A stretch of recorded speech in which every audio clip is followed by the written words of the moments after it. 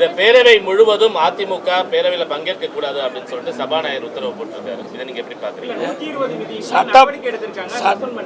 சட்டப்பேரவையில் பல முறை எங்களுடைய கோரிக்கைகள் சொன்னோம். இதை விட அவசர பொது முக்கியத்துவம் வாய்ந்த நிகழ்வு என்னங்க இருக்குது? இதை விட மக்கள் பிரச்சனை என்ன இருக்குது? இப்ப என்ன செய்யறாங்க? ஒரு நாளைக்கு 5 மானி கோரிக்கை கொண்டாடுறாங்க. வேடிக்கையா இருக்குது. எந்த சட்டமன்றத்திலையும் நடைபெறாத நிகழ்வு தமிழக சட்டமன்றத்தில் திரு ஸ்டாலின் அவர்கள் தலைமையில் அரசாங்கம் நடத்தி கொண்டிருக்குது. வெட்கக்கேடான விஷயம். ஒரே நாளைக்கு 5 மானிய கோரிக்கை எப்படி நிறைவேற்ற முடியும்? எப்படி பேச முடியும்? ஆக ஏதாவது ஒரு மானிய கோரிக்கை நடத்தி முடிக்க வேணும். சம்பிரதாயத்துக்கு நடத்துறாங்க. இல்லை என்ன சட்டமன்றமா நடத்துறாங்க? தேர்தல் நேரத்தில் என்ன சொன்னாங்க? தேர்தல் அறிக்கையில் என்ன குறிப்பிட்டாங்க? திராவிட முன்னேற்ற தேர்தல் அறிக்கையில் வருஷத்துக்கு 100 நாள் சட்டமன்றம் நடைபெறும் என்று சொன்னாங்க. வருடத்திற்கு 100 நாட்கள் சட்டமன்ற நிகழ்வு நடைபெறும் சொன்னாங்க. இப்போ 5 வருஷம் ஆனால் கூட 100 நாள் வராது.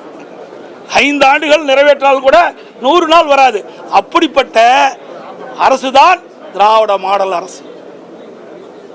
ஆளுநர் டெல்லி பயணம் மேற்கொண்டிருக்காரு. இந்த டெல்லி பயணத்தின் மூலமா அதிமுக வச்ச கோரிக்கை நிறைவேற்றப்படும். அது எப்படி எங்களுக்கு தெரியும்? நாங்கள் ஆளுநர்கிட்ட கொடுத்துருக்குறோம். ஆளுநர்கள் இதை ஆழமாக ஆய்வு செய்து பாதிக்கப்பட்ட மக்களுக்கு நீதி கிடைக்க வேண்டும். உண்மை குற்றவாளிகள் தப்பிவிடக்கூடாது.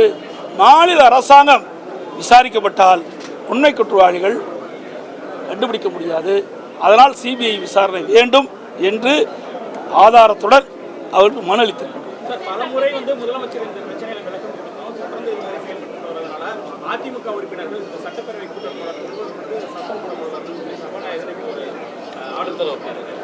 ஆர்டர் போட்டு, அதாவது அவர் ஆர்டர் போடுறதை பற்றி எங்களுக்கு ஒன்றும் இது கிடையாது. ஏன்னா அவர் கடலையோடய நடந்துக்கிறாரு. அவர் அரசியலில் பேசிட்டு இருக்காரு. ஆசனில் வந்துட்டு அரசியலில் பேசுகிறாரு. சபாநாயகர் மாதிரி இருப்பதாக எங்களுக்கு தெரியல. அவரை மதிக்கிறோம், அந்த இருக்கையை மதிக்கிறோம், அந்த ஆசனத்தில் அமர்ந்த சபாநாயகரை மதிக்கிறோம். ஆனால் சபாநாயகர் அதற்கு தகுந்தார்கள் நடந்து வரல. அதில் வந்துட்டு அரசியல் பேசிட்டு இருக்கார். நாட்டு மக்கள் அதை பார்த்துட்டு இருக்கிறாங்க. அவர் என்னமோ நினைக்கிறாங்க, என்னமோ ஆட்சி இருந்தால் சர்வாதிகாரி மாதிரி நினைக்கிறாங்க. இது தப்பு. மக்களுக்கு எப்பொழுது பிரச்சனை வருகிறதோ அந்த பிரச்சனையை தீர்க்கின்றதா ஒரு நல்ல அரசாங்கம். மக்களுக்கு பிரச்சனை ஏற்படுகின்ற பொழுது அந்த பிரச்சனையை தீர்வு காண்பதற்காக சரியான முறையில் அணுகி சட்டமன்றத்திலே அதை கொண்டு வருவதுதான் எதிர்க்கட்சியுடைய பிரதான எதிர்க்கட்சியுடைய கடமை. அதை நாங்கள் நிறைவேற்றிட்டு இருக்கோம்.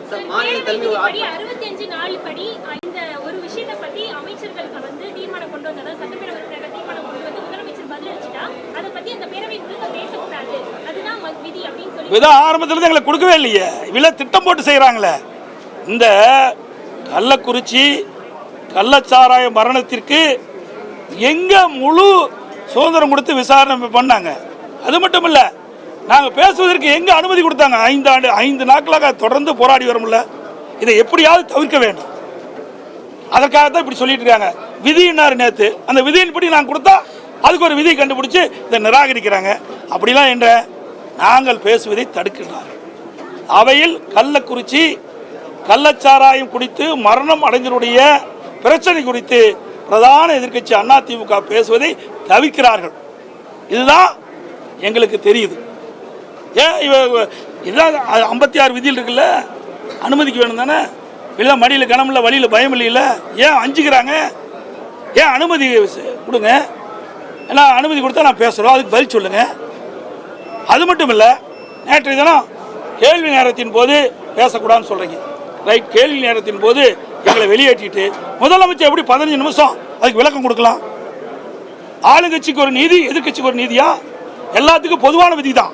சட்டமன்றத்தில் இருக்கின்ற சட்டப்பேரவை உறுப்பினர் அனைவருக்கும் பொதுவான நீதி மரபு தான் கடைபிடிக்க வேண்டும். ஆனால் எதிர்கட்சிக்கு ஒரு நீதி, ஆளுங்கட்சிக்கு ஒரு நீதி. நேற்றைய தினம் முதலமைச்சர் 15 நிமிஷம் இதுக்கு பற்றி விளக்கம் கொடுக்கிறார் கேள்வி நேரத்தின் போது. அப்போ இந்த விதி எங்க பின்பற்றினாங்க? எந்த மரபை எங்க பின்பற்றினாங்க? சிந்திச்சு பாருங்க.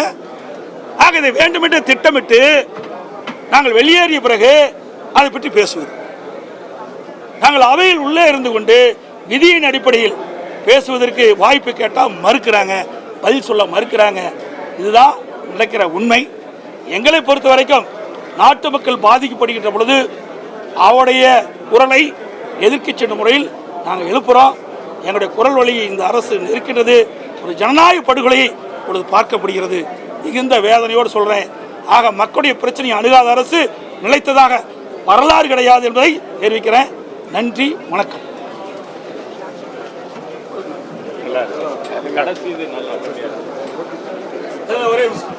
பாருங்க, இந்த ஜியோ காப்பி, ஜியோ நம்பர் பாரு, இந்த ஜியோ ஜாதி வாரி கணக்கெடுப்பு எடுக்குன்னு சொல்லுவாங்களே, ஜாதி வாரி கணக்கெடுப்பு எடுப்பதற்கு அனைத்து இந்திய அண்ணா திராவிட முன்னேற்ற கழக அரசு இருக்கின்ற பொழுது 20/12/2020 அன்று நாங்கள் அரசாணை வெளியிட்டு அந்த பணியில் துவங்கியிருக்கிறோம்.